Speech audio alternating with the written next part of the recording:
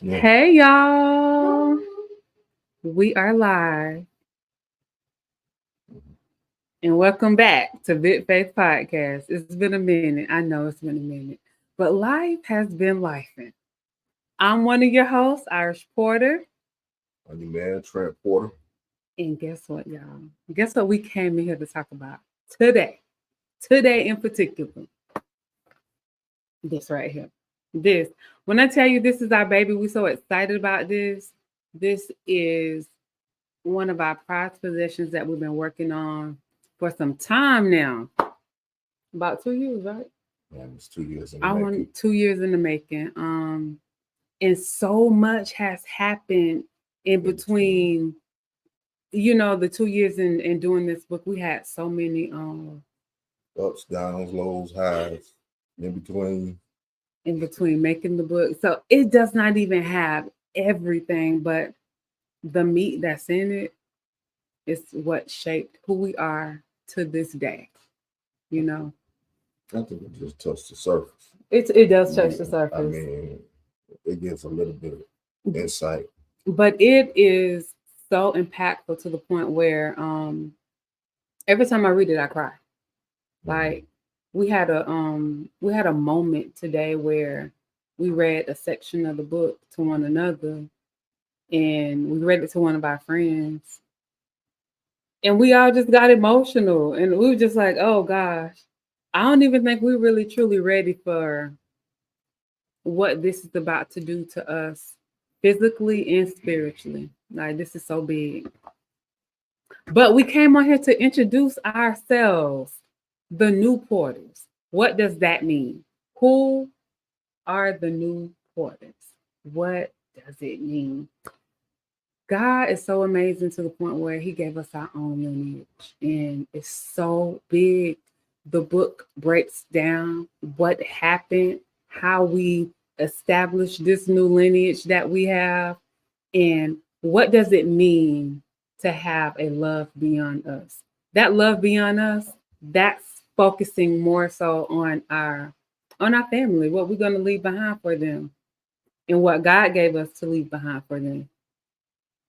So, Trent Porter, Yes. what you want to tell the people? What you most excited about with the book? What part that you're willing to um, speak about most when it comes about the book? It's part of the book that Okay. I like the most. I can't say I really like the most because the whole book is amazing. Is good to me because Yes. For me it was like therapy. It was therapy. We did a lot of crying. It was healing. Yeah. It was deliverance. It was all these things wrapped up into one. Like during the time we were writing, and I just go back in my mind about, wow, I forgot about this part of it. Yeah, like I think we didn't even deal with a lot of things. We were just existing, going through the motions as it were happening. But once we sat down and took the time to actually write out out our thoughts, and man, we needed a bunch of tissue. a whole bunch. I mean, our writing sessions were amazing. They were so therapeutic to the point where we just looked at each other at the end some days and just like took a deep breath, like, wow, that actually happened. Yeah, like it happened. Yes. We had so many near death experiences. It's one part that I want to somewhat touch the surface on. My favorite part of the book, one of my favorite parts of the book, is when you was on life support, and I was in a room and I couldn't talk for 7 days. Yeah. Like I was in that moment of solitude. Like God had me quiet. Like, you got to be quiet. You can't talk. And just to talk on the phone, I would have to step out the room because every time he would hear my voice, this dude was trying to come off the ventilator. Like my heart rate. I set his heart rate out, and I'm still setting it off to this day. Right. Every chance I get. Amen. Jesus Christ. Have mercy, Lord. For real. But I love every minute of it. I most definitely keep it going for him. He shouldn't have married somebody 13 years younger than him if he didn't want somebody to keep it going all the time, right? Amen. Right. That's why But that's one of my favorite parts of the book. Just talking about that space that God had me in. Mm-hmm. I didn't. That was also a breaking moment for me. Yeah. Yeah, man. Like, and that was one of the moments where people were calling my phone. I'm gonna say this: when people are reaching out to you, and you have that one, I had one person that was very persistent. Like she just kept calling me, and I would not answer the phone. I was so I don't want to say depressed. I was going through. Mm-hmm. And she just kept calling to the point where she left a message praying in my voicemail, and that prayer made me call her back. And when I called her back, something happened. Mm-hmm. Something, it was a God moment. It was, yes, it was exactly what I needed, man. When I tell you, I cannot explain, and I'm so grateful for her for being so obedient and just doing that. Yeah, of course I had no recollection. He didn't know anything that was going on. I had to be filled in, on different parts of the story, So, but yeah, that for me, and she gave me so much hope that day, to the point where everything I was saying, she said it in her prayer. So I'm gonna say this: when people are reaching out to you to try to help you heal, embrace it. Some people are being nosy, and that was essentially why I was not answering my phone, because I didn't want another person questioning me while my husband fighting for my life, fighting for his life. Like they pretty much had given up on him at this point. And at this point, we kept saying, okay, no. Something got to give. Something. I knew at that moment, you told me that you had to cease people from trying to call. Yeah, like, and it was hard, contact, man. We had to cut certain people off. I'm going to keep it 100. I had to cut family members off. Yeah, that was tough. I had to cut your kids. Well, I didn't cut all of your kids off, but kids, mom, like everybody. And I had to make a decision in my mind. Okay, am I going to hear the noise or just listen to God? I chose to listen to God. Yeah, it was major. That was, if he was telling me to be quiet, I knew you needed quietness. Right. Because every time that I would talk, even my voice was a distraction. Right. And we didn't need my voice being a distraction. And we have so many God moments in this book. It's available on Amazon right now, y'all. Got the link up. It will be available on Target, Walmart, Barnes and Nobles, anywhere that books are sold. Some links are being more ready than others, but Amazon is the quickest and they are ready. But listen, right here, I'm excited. I'm so excited about it because what's the most exciting about? I think it's going to help people. This man always wanted to write a book, but yet he's so private. You can't. The two don't meet. Yeah, I'm gonna share that story with you. My former pastor, I was in the hospital, and I was laying up there, and my former pastor called me, and he said, "Hey, listen, Trent." He said, "I know that you're a very private person, but you cannot sit on this story. Right. Your story is too big for you not to share, and you're sharing it to help others." And when he said those words to me, to help others, it clicked. Okay, all right, it's bigger than me. Mm-hmm.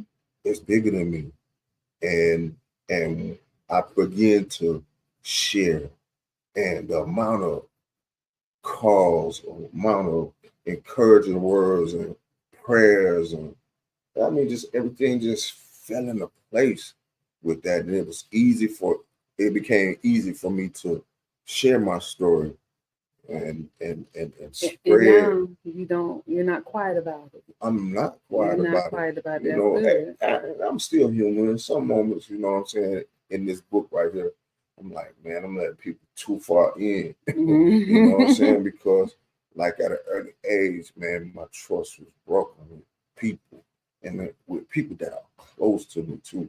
I mean, like up on me. And it essentially started all of the bad decision making for you. So like, Man, that started it all right there, and it started, you know, at the age of 15. You know what I mean? Just trying to get him to talk about this stuff. And my son just turned 15 yesterday. And I understand at the age of 15, you kind of come into know a little bit. You still a child, but you start knowing a little more. You know what I'm saying? Seeing a little more, experiencing a little more. So I mean, that's a critical age for me. You know what I'm saying? And that's why I got a passion for kids that I like that do, man, because I felt like I was a troubled youth. But you know which what? I was. You know, I grew. Speaking of 15, you know, in the book we talk about there are some things that happened to me at 15, and there's some things that happened to you at 15 that shaped essentially who you were going to become as an adult. So, like, this book does not only help, well, it'll help adults understand their children a little bit better. When you're making decisions, it affects them. Yeah. It affects them. Your choices will affect our parents did certain things at 15, and it deeply affected both of us. And just how we went about doing this relationship thing, and not knowing how we just divinely was placed together. It's so amazing. Yeah, it is. And all of this came out when we were writing the book. And so, like, I never knew that we would be in this position in life, especially me, you know, in this position in life to, you know, even share my story in a book form. See what I'm saying? I normally, you know, just tell people, few people in on the story, but I'm looking for this book to actually touch individuals, people that, you know, impact their life. You know, my challenges might be some challenges that somebody else may be going through, or some similar to that. You know, when it deals with your health, you know, and you know, and not only health, yeah. I was going to say, just in life in general, you know what I'm saying, facing adversity. How do you handle facing adversity? And and a big adversity is fighting for your life. Fighting for your life is a big adversity, and you have to have the mental capacity in order to go through it. And I used to tell myself, of course, I used to talk to God first, but I used to tell myself I am mentally tough. You know what I'm saying? I'm mentally tough, and I've always told myself that from a young age. And after, you know, I had all these surgeries, this, that, and the third, people start, man, one of my uncles, you one of the strongest persons I know in life ever, ever. You know what I'm saying? I love him to death. And be honest with you, I like to say, man, I'm just a feature rapper on God's story. Oh my God. I mean, because God get the glory. You know what I mean? Yeah. I got a good part in that though, boy. Yeah. I'm rapping. You rapping? I'm rapping, baby. Because I got a great part in it. Yeah, you doing the hook. I'm doing the hook. Yeah, man. I'm just a feature rapper, man. So God get the initial glory, man. Who knew that I would be in this position right now today for me and my wife to start a podcast. You know what I mean? Continue the business, and I want to speak on continue the business and stuff like that, man. Listen, while I was in the hospital, man, we still running a business, and I'm in the hospital bed I'm making decisions from the hospital there. Okay, let's make this move, that move, that. Of course, my wife was making the moves, but hey, we need to do this, do that. And can I tell you how good God is? Not one day did our lights go off.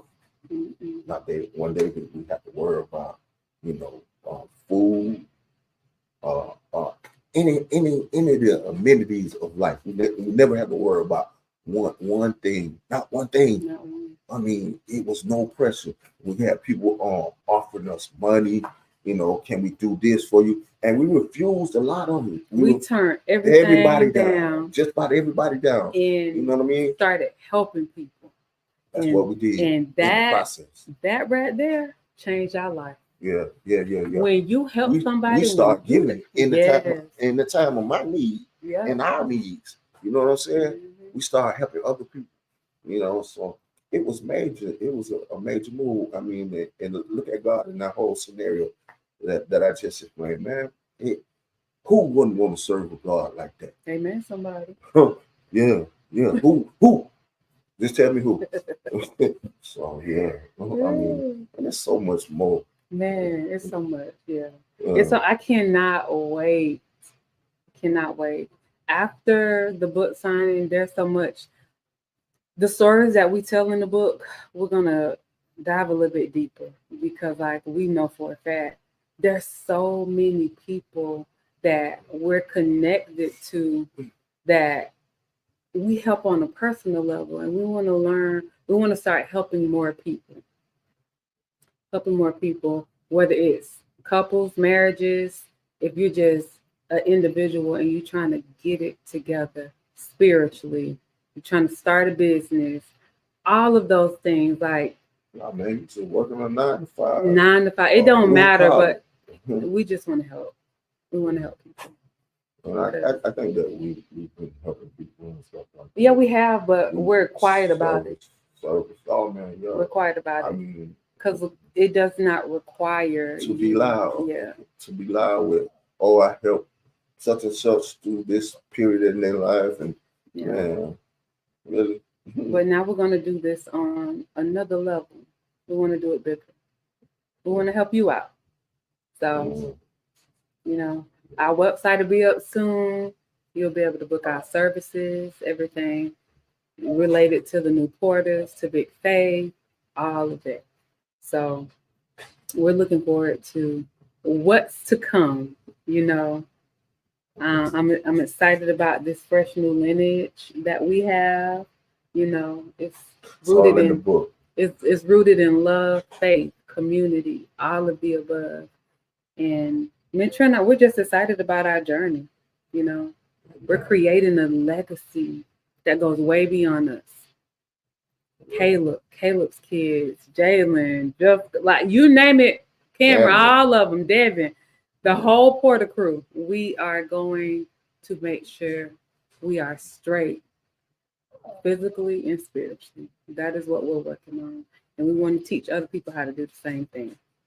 So I'm not to say that we got it all together, but maybe something that we can say can spark an idea, a thought, or just a closer walk with God. Yeah, just that closer walk. That's our main focus and foundation, which is, having that spiritual guidance and listening to that. Yeah, because I think about was it Hebrews 11:6. The Hebrews. He can't talk. He country. Hey, I'm gonna call it out every single time. I don't care. I know you don't. I'm just saying. Hey, but Hebrews 6:11 says, Stop. It's impossible to please God. Right? I'm sorry. The dog was bothering me. Oh man. I've seen the progress. Kids, dogs, everybody. Yeah. But yeah, man, it's impossible to please God without faith. Impossible. You know what I'm saying? So, I mean, if I could leave you with one thing, man, just keep your faith, man. And keep your faith means trust them. That's all that means. Trust him. Trust him with all your might. Oh, Lean not to your own understanding. understanding. You know what I mean? And I didn't understand what I was going through at the time, you know. But when I tell you about being closer to God, I had time to sit there and actually talk to God. You know, the world had stopped for me. All I had was God. That's it. That was it. That was it. You know, of course, I had my wife and stuff like that, my kids, and, you know, people that were praying for me. But in actuality, I developed a personal relationship with God. You know, my relationship is straight up and down. Yeah, I used to get real jealous of that. And then I was like, you know what? He's been on the ventilator like 4 times. Maybe I shouldn't be jealous of that. And I started telling God, I went through this with him. Why can't I hear you like that? And then he started talking to me. You know, somebody. Yeah. All I had to do was let him know how I felt. You know, sometimes you just have to have a breakthrough. Yeah. You know, with your walk with Christ and your faith and stuff like that. I mean, it's a lot. It's a lot. It's a lot. But if I can encourage you anything, leave you with anything, you know what I'm saying? Just put your faith in God. I like to say, big faith, big blessings. All right. You know what I mean? So, yeah, continue on with your walk. Don't give up. You know, at no moment in my dealing with my illness that I ever felt like that I was going to pass away or die. Quick story. No, you can't tell that. I can't tell. No, that. don't tell it. All right, let them. It's in the book. All right. You can't tell that part yet. Cause like how you gonna tell me I can't tell certain things and you trying to tell everything? It's in the book. It's in the book. It's in the book. The one time he thought he was gonna die. Yeah. The only time that I thought I was gonna die in the entire situation. I mean, I've been through a lot with that. You know. Yeah. From the LVADs, I had 2 different LVADs, and for those that didn't. How you go from this is a podcast? But you went from trying to not tell everything to now you just sitting up here talking so much. Now you say keep it 100. You keep it 100. But don't tell everything. Cool. So, yeah, go by the book. Go by the book. Look. Big faith, a love beyond us. Big faith. Big blessings. We'll see y'all soon. We'll be back on.